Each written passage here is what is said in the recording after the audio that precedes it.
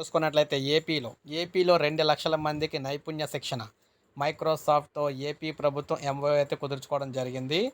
మనం చూసుకున్నట్లయితే యువతలో ఏఐ నైపుణ్యాలు పెంచేందుకు టెక్ దిగ్గజం మైక్రోసాఫ్ట్‌తో ఏపీ ప్రభుత్వం ఒప్పందం చేసుకుంది.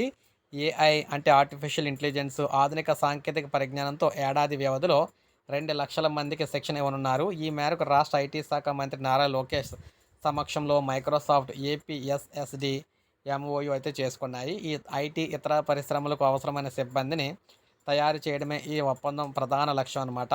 దాదాపు 2,00,000 మంది రాష్ట్ర యువతకు అంతర్జాతీయంగా ఉద్యోగాలు వచ్చే విధంగా మైక్రోసాఫ్ట్ శిక్షణ ఇవ్వనుంది. 50 గ్రామీణ ఇంజనీరింగ్ కాలేజీల్లో 500 మంది అధ్యాపకులకు శిక్షణ అయితే ఇవ్వనున్నారు. 10,000 మంది విద్యార్థులకు ఏఐ, క్లౌడ్ కంప్యూటింగ్‌లో, 30 ఐటీఐల్లోని 30,000 మంది విద్యార్థులకు డిజిటల్ ప్రొడక్టివిటీలో ఏఐ శిక్షణ అయితే ఇవ్వబోతూ ఉన్నారన్నమాట. సో, ఇది మనకి ఎలా ఉంటుందంటే ఏదైతే ప్రెజెంటు ఇది అడిషనల్ అనమాట. ఏదైతే వర్క్ ఫ్రమ్ హోమ్ అయితే జరుగుతుంది కదా మనకి ఇక్కడ ఏపీలోని. ఈ వర్క్ ఫ్రమ్ హోమ్ సర్వేలో భాగంగా ఇటువంటి కంపెనీలతో ముందుగా ట్రైనింగ్ అయితే ఇప్పించి ఆ తర్వాత వారికి వర్క్ ఫ్రమ్ హోమ్ చేసుకునే విధంగా జాబ్లు వచ్చే విధంగా అయితే చేయబోతుందన్నమాట ఆంధ్రప్రదేశ్ ప్రభుత్వం. ఇలా ఎవరైతే బీఎస్సీలో మనకి కంప్యూటర్స్ చేస్తుంటారో వారికి ఎక్కువ ప్రయారిటీ అయితే ఉంది వర్క్ ఫ్రమ్ హోమ్లోని.